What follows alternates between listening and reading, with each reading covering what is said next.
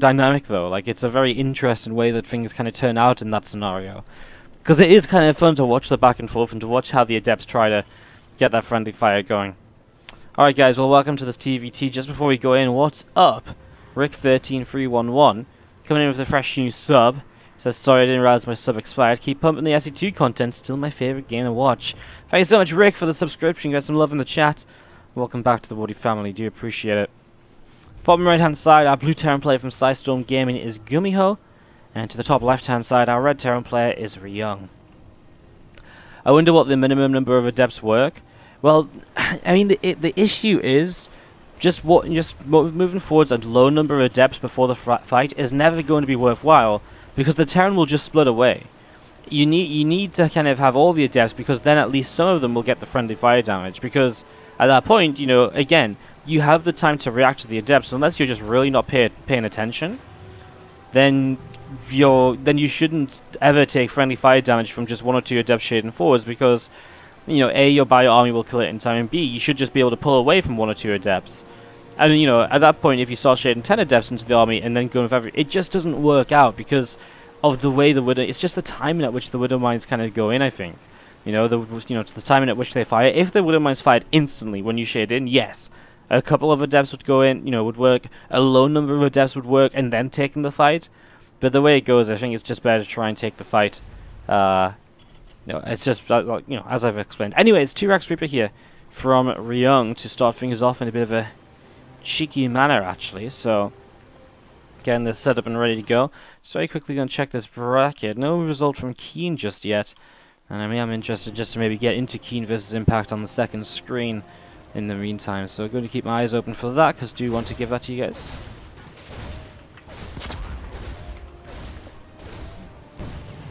Sorry. Reaper fight goes down, and Ryung is going to be able to win that out. So GuMiho loses his first Reaper. That's obviously not good. He did make a Marine, though, so not a Reactor. The Reactor could have been game over already, as he actually loses one of his own Reapers now, Ryung, to this Marine, and he gets a couple of SCVs in return. So it's a little bit back and forth at the moment, as we wait to see just what happens next. Those Marines with SCVs on the high ground. Another one building factory about to come up here. The original build order from GuMiho was not a great one for defending this, because it was the faster expansion sort of play. But he's starting to find an answer. With this bunker coming up, he is going to start running out of options. As you are going to see this Cyclone currently on the way in the main base. So Cyclone coming out. Obviously Ryung's not expanding just yet, but he's getting his own factory coming up. And after a couple more Reapers here, we're probably going to be seeing him very content with how things are at the moment. So, yeah, I mean, at that sort of stage, you got enough Reapers, you start to lift one barracks, you'll get that high ground vision as you poke forwards there. Have a little bit of a look to see what's going on, etc. Do you see this Cyclone is going to come down the ramp and is going to move forwards, and actually going to be gridded by a few of these Reapers, perhaps. Command Center does start to build up from Ryung, so he's getting his own CC just a few seconds before his opponent. This Reaper's still just outside the frontier factory. Going to be finishing up the tech lab right now, and as that tech lab is coming on through, obviously opens up some opportunities as to what you build. Siege tank is obviously the most common. Really will help to kind of hold the frontier. As we'll see, those Reaper grenades still trying to get something done. Difficult against the Cyclone, though. They just put out too much damage too quickly. As we do see, the Reapers now going to go down, 2 of them falling. And Ryung, and enough damage with the opening, I think. Definitely, you know, getting that first cancel and so on. Definitely, generally gets enough done here, as we are going to be seeing this barracks is under some fire. Taking some hits from this Viking at the moment, so we'll actually just land. Shh, they don't see me. That awkward moment when you're colorblind and red looks like blue and you just don't realize that's your opponent barracks. You're like trying to build a reactor, and it's like, why won't it build? Can't build Marines either, like, what's going on? Reapers still control the frontier, as the CCs will finish on each side of the map, and so, all said and done, we're going to stabilize, honestly, from both sides. 29 workers apiece, command centers finishing, morphing into orbitals. There is the Cloak Banshee coming up from Ryung, but on the other side of things, honestly, the setup from GuMiho, it's also aggressive. Like, he's got one medevac. Did he just cancel his medevac? No, he has got one medevac. For some reason, he's moving it across the map. He's just trying to scout. I mean, I have absolutely zero idea what his goal is with this medevac. I think he just wants to scout. Or fake an attack to pull the Reapers back. which is kind of smart in fairness. You know, it's also working. So credit where credit is due. What looks like a bit of a crazy maneuver is starting to work out. Medevac going to turn back away, come back down towards the bottom right hand side.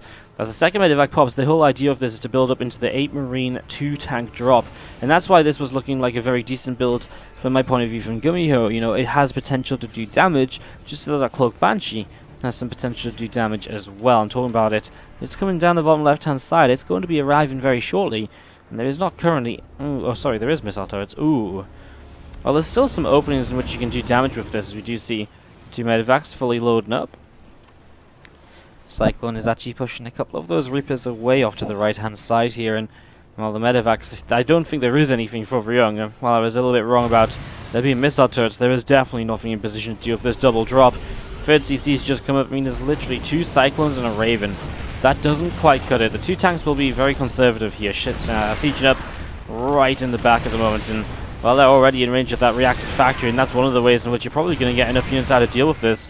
This is going to be 1 interference Matrix coming down. Here we go, Marine's going to get Reaper grenaded. The fact there's an interference Matrix actually really slows down the tank damage output, which really stops these tanks from doing too much.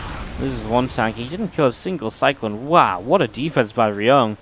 That Raven, absolutely critical. With 2 tanks there, so much damage gets done, as we do see at the same time that this Cyclone pokes in for the 4 SCV kills. At the end of the day, that's still good damage by GuMiho to poke in for 4 kills, and at the same time, the Cloak Banshee's done absolutely naff all. 2 kills in total. It's not really that much. Ryung does have his 3rd base already finished, and Wolfen and in the main base, but GuMiho's building his 3rd base out in location, so getting that set up and ready to go over here. And yeah, it means he just doesn't have to float his down, so in general, they're both going to get up towards the 3 bases at a very similar timing. Tanks loading up once again, and a low health medevac has me a little bit scared, but we'll see. Ryung is playing mech, by the way, in case you guys didn't realize, with the amount of Cyclones, the armory, the factories. See if he can make it work out for himself. Right now, GuMiho's looking for like a position where he can drop these tanks and really cause some annoyance.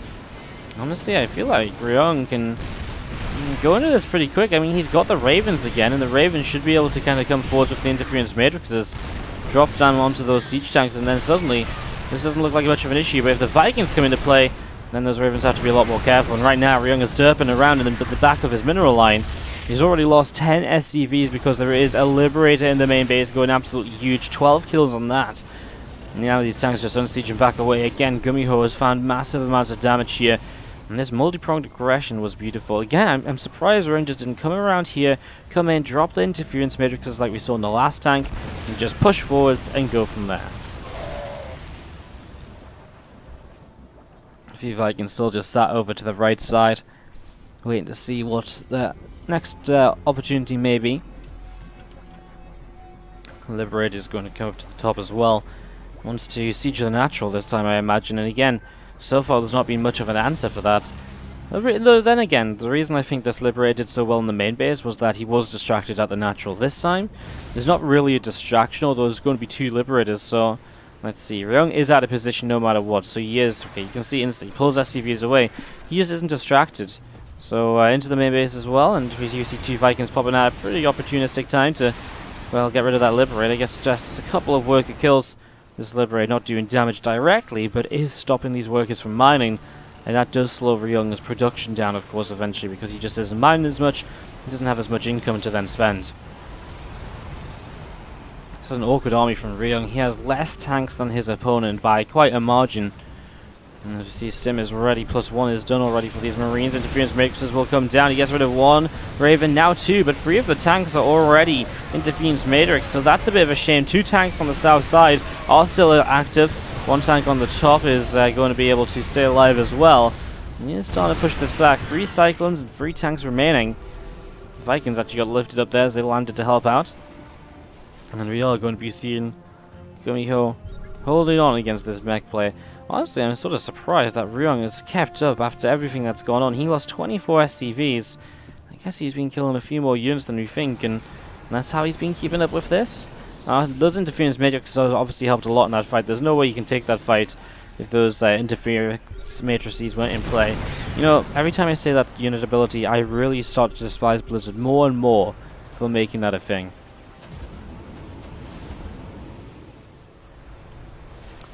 Vikings just moving around a little bit at the moment, looking to try and grab a medevac perhaps with the Viking shots. Doesn't quite find it just yet though.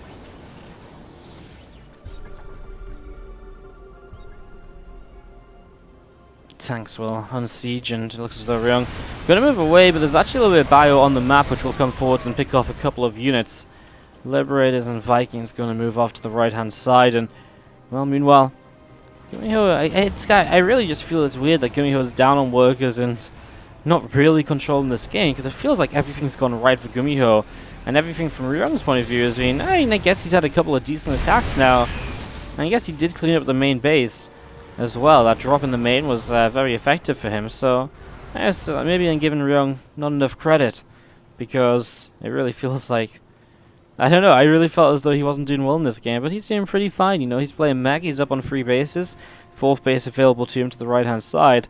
It's kind of funny watching GuMiho trying to play bio against the mech, because usually GuMiho is the meching player, so kind of fun to watch this from the other direction this time. We are just going to be seeing a couple of 4s on the way up in the main base. Something going down, I think just might have been, I actually don't know what could have been in the main. A Liberator again? I think it was a Liberator again. Would make sense. Just a little bit more harassment coming in from GuMiho here and there. We'll see him coming over to the left hand side now. So just small numbers of bio units getting set up and trying to position themselves to move forwards and to get going. Ryung is setting up with these Vikings and tanks and cyclones. A couple of Marines coming up the far left hand side. A lot more bio gathering together for GuMiho as well. He's still just sat back though on 3 bases, and the Terran player, the mechan player, sorry, has taken the 4th base, and that's generally going to be a little bit concerning. 4 bases for the mech player. GuMiho is just now starting his own 4th, but it's being delayed by Hellions. GuMiho has to do something. You can't let the mech player have this larger economy, because their army is already more efficient. You can see he's building up some Vikings. He's maybe looking to take the air control, but you know, right now I'm not convinced. I'm not convinced that's enough. We see 2 more starports now on the way from Ryung. So it's not like he's not going to have his own kind of anti-air setup. He's already got some 4s added in as well, so even if he does lose air control, he does have the 4s to somewhat fight back on the ground. 5 Hellions going to peel away to the right hand side, as we still see the Vikings of Ryung moving back over to the left. Scan from GuMiho, we'll see these couple of siege tanks here. And well, GuMiho bringing everything across the map now. His tanks are coming across, and the bio maxing out. And he's going to be in some trouble on his 4th base again. So GuMiho's really pushed into a tough scenario. In fact, now he might just be starting to be at that point where he's going to have a bit of difficulty just continuing the game, as, oh my god, all of his Vikings, well, they're still at home, and if they're still at home, that's obviously problematic, because it means he isn't going to be able to really fight. 27 workers go down. Ryung finds so much damage with this run by, and it's just slowing down GuMiho massively. GuMiho is not able to get himself a few moments here to figure this out, as we do see Hellions picked off. The Liberator is doing a good job of it. The Cyclone is able to pick off the command center to the right hand side. 2 more Ravens on the way out right now from Ryung. Couple of 4s also on the way out here, and a couple of starports also continuing to build. I mean, Ryung has the economy to build up beyond the 3 starports which GuMiho has. He can really commit into it now, and he's starting to build Ravens. He's got his own air control. He's got upgrades for these air units as well. He's got the vehicle and ship plating, right? So while GuMiho is just now starting +1 ship weapons, he actually has +1 vehicle plating, which is somewhat surprising for a bio-focused player. You will see some Hellions coming in from the left hand side, and Liberator going to be trying to siege up as well. A couple of Marines going to stim in, and more of these Liberators going to be probably trying to siege up as well. 4 SCVs going down already. Bio is still coming in towards the back of this mineral line. Hellions will be cleaned out, and as Hellions get cleaned out, we see a command center in the front, and well, more missile turrets just pressing himself forward. So Ryung is still bringing himself forwards here, setting himself up in positions that will allow him to just still look pretty awesome right now, as we are going to be seeing these Satos being pressed at least, and at least GuMiho will get in a position to somewhat contest this. Viking count 11 to 10, but the 4 Ravens are a massive kind of deal breaker here. 10 Liberators from GuMiho. The 10 Libs seem like a little bit of overkill. It feels like going into more Vikings might have been more important for the moment, but I guess we're about to see as these Liberators do find themselves coming forwards. Sieging up, and immediately those siege tanks are going to disappear. You can unsiege them as fast as you like, it's not going to be fast enough. A tank in the back, unfortunately, sieged up in Liberator range. So GuMiho makes some progress with that. And yeah, I just think it takes the Vikings and the Ravens the bravery to kind of just move forwards here, though. Anti-armor missile these a little bit and then take the fight, because I still think he can grab this, as we will see those siege tanks able to pick off the infantry fortress. Nicely done. Units of Ryung gathering together. Command center about to finish up for Ryung here, so he's got other bases to replace the one he just lost. He just needs to take the position back. GuMiho are down on 39 SCVs, by the way. Has basically gone all in. Rather than rebuilding workers, he still is just now going up to a 4th base. He maxed out. And so he's got 160 army supply. And that army supply difference obviously makes it more difficult for Ryung to fight. All Ryung has to do is sit back, play the waiting game. You know, maybe get a few more Hellions on the map, run by again, distract. In fact, he's already got them on the map. There we go. 5 of them to the bottom left-hand side. It's exactly what he needs, you know? Tank's going to siege up on the right-hand side. Not really supported by anything just yet. The Vikings and Ravens. Still a little bit of an issue here, as we do see a couple of orders will sim in to clean up those Hellions, but I mean, they're already finding a good amount of SCVs. I mean, that's 8 workers, 11. I mean, that's still something you can be fairly content with, as the planetary fortress does get picked off. Ticking down right there. Ryung, though, is going to keep on expanding. He's got those extra bases, so he's going to throw a command center down to the far left-hand side. And GuMiho right now is not able to get rid of bases as fast as Ryung is putting them up. Single Marine comes forward, denied immediately, and here he goes, stimming in. Okay, I mean, this is where we're going to see how much of a mess this is. Anti-armor missiles all over the place. The Liberators are dealing damage to the ground units. There's still some bio around. I don't think GuMiho has that much left, though, really. It's the Liberators that are truly going to be cleaned up on the ground, but eventually it is Ryung who comes through and he pushes this back.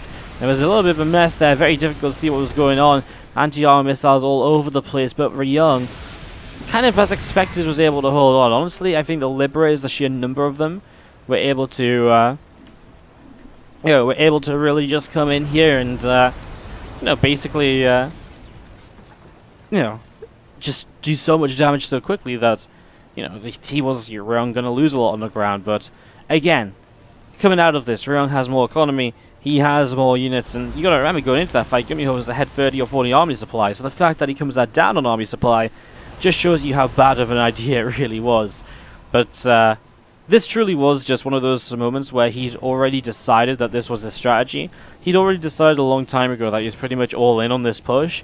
And at some point, if you're all in on the push, you just have to go for it. As stupid as an idea as it may seem, even if you look back and you look at this, I don't think there's any world in which GuMiho looked at that fight and said, you know what works here? If I just stim up a ramp and siege on him.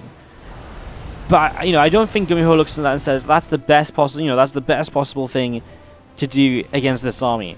But I think, given his situation, I think maybe was the best possible option. It was just he was stuck in a box which didn't have any exits, and that really was the issue right there. Ravens continue to build on up at the moment from Ryung. A couple of Hellions going to run by on the right-hand side, and a couple of SCVs going down on both players, actually, as a Liberator gets a couple kills as well. GuMiho is going to be able to keep some sort of an economy up and alive at the moment. 3 more Ravens on the way out here from Ryung. Still just building these up, getting these gathered together. To the left-hand side, we see a lot of Bio and Liberators. Going to try and see what they can do here.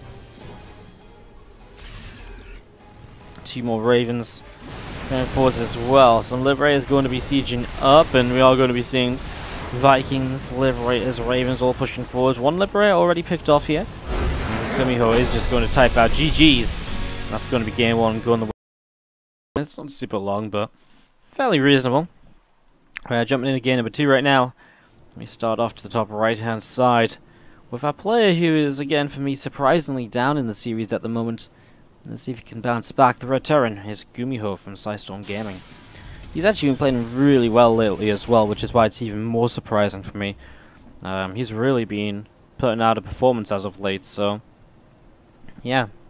Surprised to see him struggling a little bit here. To the bottom left-hand side, our blue Terran player, this, my friends, is Ryung.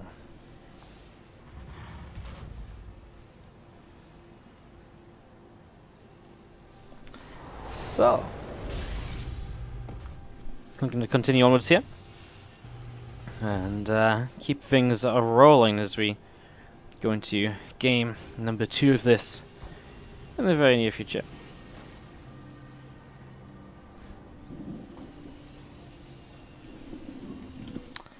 It's going to be jumping into this and getting ready to see what's going on. I'm also jumping into Dog versus Hurricane on my second screen, guys, so we can keep an eye on that. Keep an eye as to what's going on. And it maybe gives us a couple of replays to cast later. Again, we're doing a double stream here today, so we do have, in 5 hours time, the WardiTV Are You Ready for Summit? Qualify number 2 starting up, so we're looking out for that in about 5 hours time, and obviously when this wraps up we might cast a couple of replays to kind of move along.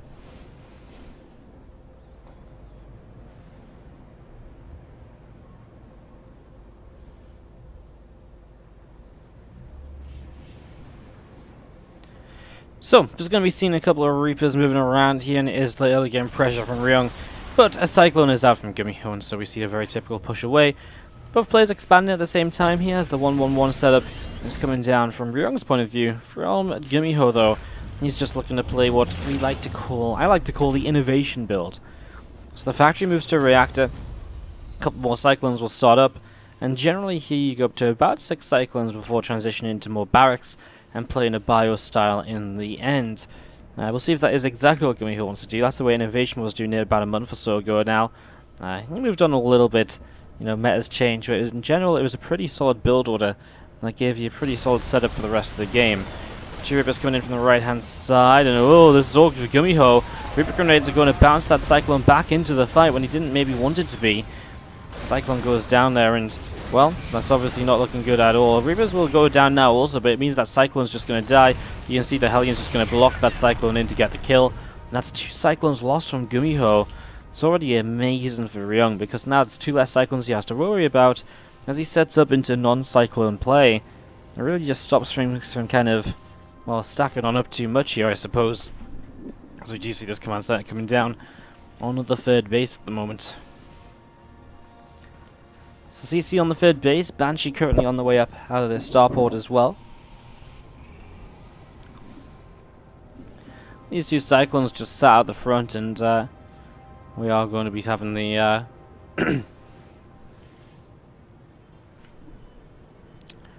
little bit of a split up from GuMiho, just try and keep some map control. We'll be able to, for example, push this Hellion back. Meanwhile, Ryung is going into a Banshee without cloak, and a Banshee without cloak against Cyclones on the map. Interesting. I wonder if he doesn't realize there's more Cyclones. I mean, he knows now there's Cyclones, but he's still making this Banshee. Is he meant to not have cloak? Does he think cloak started? No, just 1 Banshee. Gets scanned as well. I mean, so now now GuMiho knows the Banshee is coming. Now he builds double Liberator. Wow, how intriguing. Honestly. How very intriguing. Banshee will come up the left-hand side of the map then.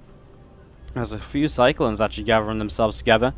They are looking to intercept on this top side themselves. There's going to be 4 Cyclones in total in the next few moments. So Banshee is going to be just getting... I mean, he should just die.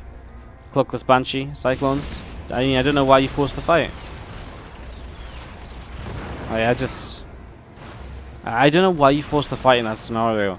Is it to make GuMiho feel like overconfident and now he doesn't have Cyclones in his base for the Liberators? Like, I can only imagine there's some sort of crazy level of like mind game or thinking like 5 steps ahead that's going on right now, because the Cloakless Banshee is like, it's so doomed, and the fact that the Cyclones didn't lock on was like a blessing. And then he turns and attacks the Cyclone like, hey, buddy, why aren't you killing me? Like, it was strange. It was very strange. Stimpack starts up here from Ryung, and he is going to be playing a Biostyle himself this time around. Meanwhile, extra gas is coming down from GuMiho on a 3rd base. He's already got the 2nd factory, so we will just have already full confirmation that this is mech play. So mech versus bio play. for a second game in a row, but the roles are reversed. The mech players become the bio player, and the bio players become the mech player. And that obviously creates some interesting circumstances. We do see first Liberator gonna get 5 worker kills. Gets a Hellion low as well. Second Liberator's getting some damage in the main base. Vikings on the way over to start dealing with this now, though. Liberator is actually going to unsiege. I'm not sure why. I don't think he can really escape, so may as well have just denied mine for a little bit longer. Anyways, Ryung is still pushing forwards, and he does have a few siege tanks with this right now, but a couple of tanks up this ramp should make this kind of difficult to push in. GuMiho will counter scan. His third base may be in some trouble here. His third base is up a lot earlier than his opponent's 2 tanks. Siege and interference matrixes go off on the 2 siege tanks. That's going to be massive. Anti-armor missile as well. Those 2 tanks are dead. Man, it's crazy how much a single Raven can just change the tide of a TvT battle in these early stages. I mean, a full NG Raven has 4 interference matrices it can throw down. I mean, that's 4 tanks you can take down. That's the entire of Ryung's army if there's a full NG Raven right now from GuMiho. There isn't, though, and that third base is pushed back somewhat neededly because, well, Ryung is only just getting his own third base, getting set up at the moment. So his own third base coming through here. Tanks sieging up now once again. Some more Cyclones will move forwards from GuMiho. We still just have a couple more Vikings looking to join the rest of this army. As the armories come down, GuMiho going to be slightly later on the upgrades too. So Ryung starting to take the advantages I kind of feel like you need in the TvT when you're playing the bio versus the mech. That siege tank unfortunately is going to go down. He's going to pull SCVs, but yeah, 4 Cyclones are just a little bit too good. And there's nothing else here at the moment. It's kind of crazy, these Cyclones, man. 4 random Cyclones at a random stage of the game. It's not the entirety of the third base for the moment. It's just beyond belief how good Cyclones are still on the ground. They're just so strong early game. Like the Raven is so strong early game. This matchup is dominated by Raven Cyclone builds because they are straight up by a long shot the best, you know, way you can go about things. Tank sieging up here. There's only a very small number of Marines, so let's be very careful there. Vikings are going to fight in the skies, but GuMiho is actually going to have the advantage. We'll push those Vikings back and lands them. Only keeps 2 alive. So GuMiho is going to be taking the air advantage now, and all those Marines that were here, they got taken down as well. The scan will help him to get rid of this refinery, which is something at least. More reinforcements coming across the map. Feels like the bio production is just very slow out of Ryung. I mean, he's setting up into his 4th and 5th racks just now, it seems. So it should start to go a lot better for him. But it just feels like until this point, there's just not really been that much of it. Like, there's been a lot of tanks, but not many Marines and Marauders to support. Scan comes down. Tank's going to start taking a little bit of damage here as to the left-hand side. GuMiho is in some trouble. SCVs actually have to pull in. Only a couple of Vikings here to defend. Whoa. Well, that fell apart kind of quickly, didn't it? He was just so focused defending the natural. Suddenly the third base was open, and